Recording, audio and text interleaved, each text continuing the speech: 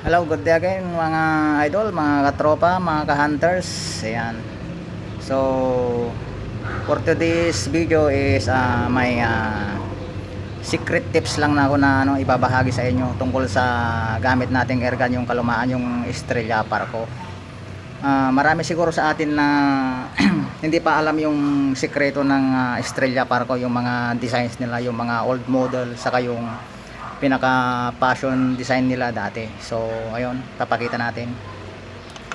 So nakikita na ba kayo ganito idol, yung ito siya oh. Yung design ng Estrella Parco na ganito, ayan oh. Yung may ganito sa gitna, ayan. Alam nyo ba kung ano to mga idol? Ayan. Kung bakit ganito yung design nila. Kasi yung mga latest design ngayon is wala nang ganito yung gitna, parang pinagdugtong lang ba. Ito yung may sikreto sa loob dito. So alamin natin mga idol. Ano kayong iniisip nyo, bakit ganito yung design? Matibay kaya to o hindi? Ayan, so sa totoo lang idol, mas matibay to, yung ganitong design ng Estrella Parco. Ayan, kung nakapagbukas na kayo nito sa loob, malalaman nyo. So ako rin na curious ako sa bakit ganito yung design. So inisip ko, ano kaya to? Ano kaya ang purpose nito? Ba't ganito? Ba't parang dinugtong lang? Hindi siya buo. So tuklasin natin yung sikreto nito mga idol. Sa tingin nyo mga idol, bakit ganito ang design? So i-reveal na natin yung sikreto niya. Ito yun mga idol oh. Ayan, threaded type siya. Ayan o. Ayan o. Threaded type. Ayan. So first time nyo lang siguro makakita ng ganito mga idol. Yung mga katulad kong nagre-repair. Ayan o. Ito yung valve housing nya sa loob. Ayan, punasan ko lang. Ito yung sikretong natuklasan ko na curious ako. Pinag-experimentuhan ko lang habang wala pa tayong repair. Ayan o. Ang ganda, di ba mga idol? Unless dati sa yung bagong design nila ngayon, hindi ganito yung itsura. Ito yun o. Ayan o. Ayan. Wala siyang thread. Ayan o. Kita nyo yung pinag-iba. Ayan o. Mas mahaba pa yung dati, yung original. Ayan. Ito kasi ngayon pang ano na lang to pag kumbaga is hindi na siya high pressure. Kumbaga kung nasobrahan ka ng bomba, bibigay ito. Ayan, may na-encounter na akong isang tropa natin na nagpunta dito na lumipad yung ganito sa loob, sa may tapat ng bombahan. Ayan, unless dito naka-secured ka na, safety yung gamit mo, kasi threaded type siya, tapos nakahinang pa siya. Ayan, so magandang i-convert to sa sa PCP o kaya sa CO2. Ayan o. Saka ang kagandahan pa nito is yung mismong tube nya. Nasa ba yan? Yung pinaka tubo nya is makapal. Ayan o. Makapal siya.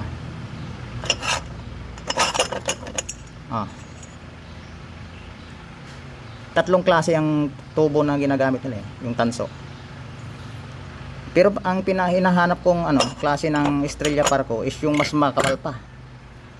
Heto yun tignan nyo naman mga idol. Halos kalahati lang. Ito yung threaded type. Ito yun. Pero threaded type rin to. Ito yung ganitong klaseng Estrella Parco ang hinahanap ko. Ayan ang kapal ng tubo nya. Tatlong klase yan. Ito yung pinakamanipis. Tingnan natin mga idol. Ayan siya. Mayroon pang mas manipis dito. Halos kalahati lang nito. Ayan, pero wala akong sample ng malipis na yun Naka-repair lang ako ng ganun yung manipis ang tanso. Ayan. Ito yung pinaka gustong gusto kong hanapin. Kung may ganito ka idol, kung balak mong ibenta, ibenta mo na sa akin. Basta yung threaded type Ayan o. Baka hindi mo na sakaling ibenta dahil nalaman mo na yung sikreto. So ito yun Ang ganda, di ba idol? Makapal. Pwede mo siyang i-convert ng PCB yan. Hindi basta-basta bibigay yan. Saka ito, pwede rin to. Wag lang to, manipis. Ito yung old model na old model yung bagong labas na ano. Hindi na siya threaded. So nakasuksok lang siya sa loob. Ito to, ganyan. Bali nakasuksok lang na ganyan yung valve housing. Ayan.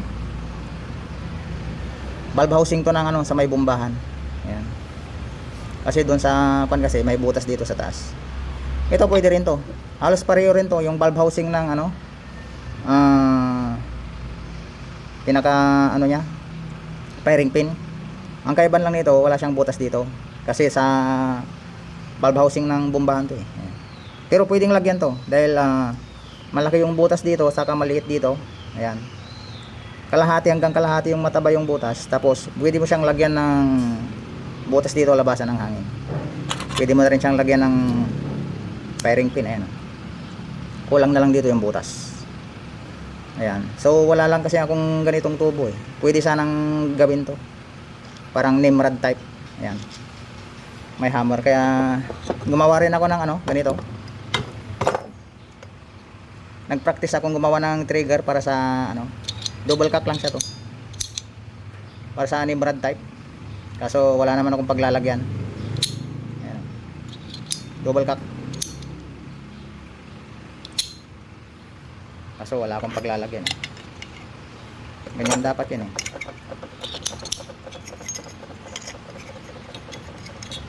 Ayan. Susok-sok mo yun. Kunwari ito yung sa may firing pin. Ayan. Sakto lang siya oh. Yung taas ng ano, palo ng hammer. Kaso wala, kulang ako ng gamit. Wala akong pang thread na ano, tornuhan. Slot machine. So yan, ito yung pinakamagandang klase ng ano, Estrella Parco. Threaded design. Ayan siya. Naka-thread siyang ganyan. Ayan. Tapos sabay nakahinang pa sa loob. Nahirapan nga rin akong tanggalin ito nung una. Ikala ko walang thread. Ayan. So bali pinainit ko siya. Niluto ko dito sa gilid. Tapos pinaikot ko. Ayun. Natuklasan ko siya. May thread. Ayan. Kung may ganito ka idol, magandang klase yan. Ayan siya. Threaded type. Katunayan is may hawak din akong ganyan. Ayan o. Threaded type yan. Ayan o. Yung kita nyo yung biyak diyan sa gitna. Ayan o. Dalawa yan. Dito yung isa. Ayan o. Sa may kwanto firing pin. Ito. Yung sa may bombahan. Ayan yan. Bali ganyan yan o. Ganyan. Ayan o. Hindi lang makita dahil may pintura eh. Ayan o. Ayan o. Kitang kita naman yung kanya. Yung tanso niyang dalawa. Na parang pinagdikit. Ayan. So ito yung klase ng Estrella Parco na maganda. Ayan. Kaya pinakonvert niya sa akin ng CO2. Magandang klase to. Kahit mababaran mo ng hangin, hindi siya basta-basta bibigay. Makapal na klase. Ito yung kinonvert ko nung nakaraan. Bali dalawa to. Hindi pa siya nakuha. Ayan. Ganito yung hinahanap ko. Gusto ko rin magkaroon ng ganito. Ayan. Mas gusto ko pa to kaysa dun sa mga latest model ngayon na ano. Kasi mas magandang itama tong mga di Bombay. Kasi may gamit rin akong ganito sa bahay. Ang bala nun is yung Estrella Parco na maliliit. Yung hindi mas maliit pa dun sa ano, .22 na yung ano, silver streak yun. Maliliit yung bala niya. Mas mura yun eh. Tago 80 lang yun, 1 box. Unless sa ano, 140 sa silver streak saka sa mature. Ayun, mas maganda. Ayun. Nakita nyo na yung sekreto ng ano, Estrella Parco na original to. Kuan na to. Matanda na to. Halos wala pa ako siguro ito. Sa kanununuan ko pa, sa mga lolo ko pa siguro. Mayroon ng Estrella Parco na ganito ang ginagamit. Ayan, ito. Ito yung mga old model. Oh. Hindi ko lang alam kung ilang taon na to. Baka nasa 100 years na mahigit ito. Vintage. Ayan. 100 years na to.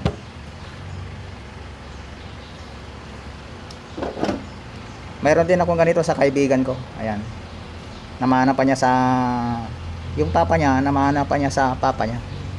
So bali pangatlo na siya ngayon na may hawak yung kumpare ko. So ayan.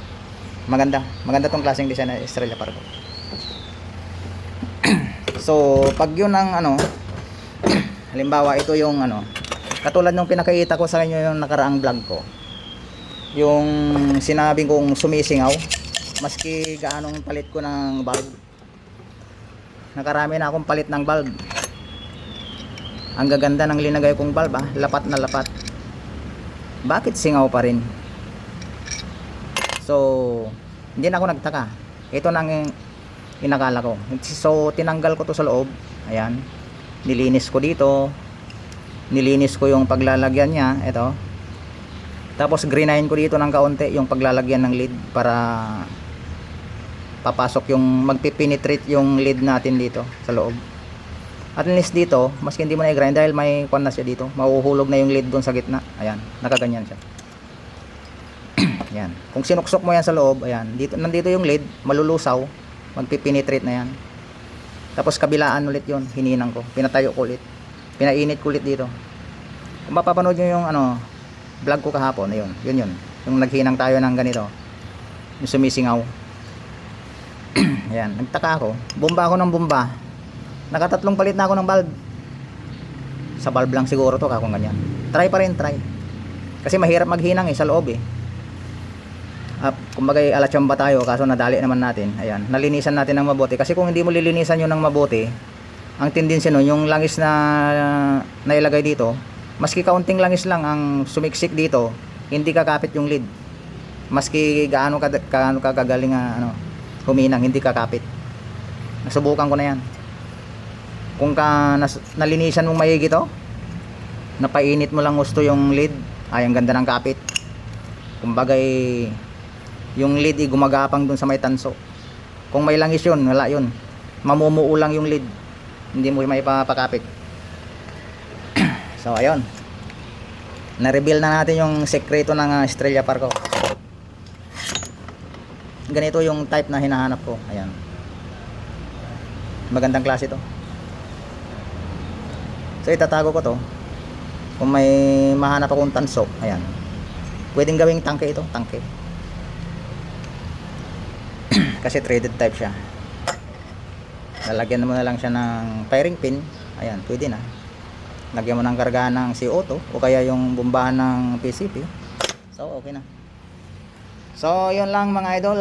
Kung may natutunan ka sa topic natin ngayong araw, ayan, simple tips tungkol sa pagre-repair at sa sikreto ng gamit nating dibomba. So ayun, na-reveal na kung bakit sumisingaw.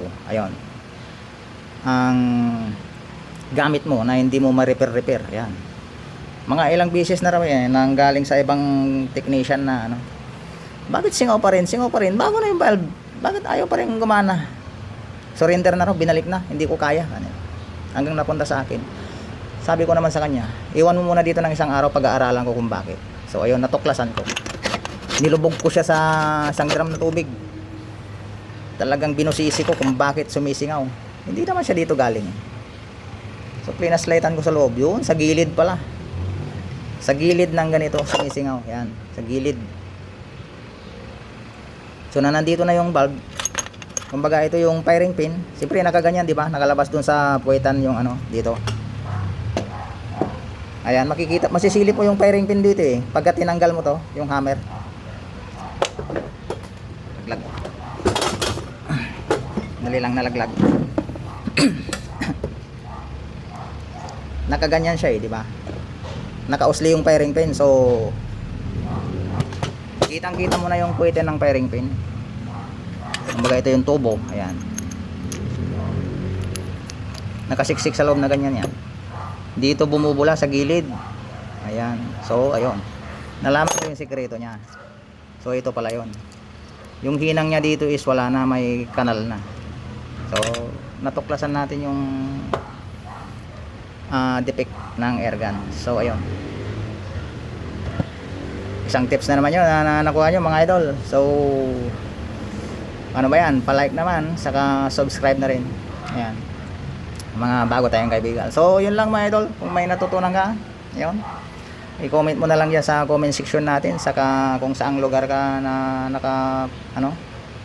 kung saan mo napapanood tong lugar natin. Ayan, so yun lang.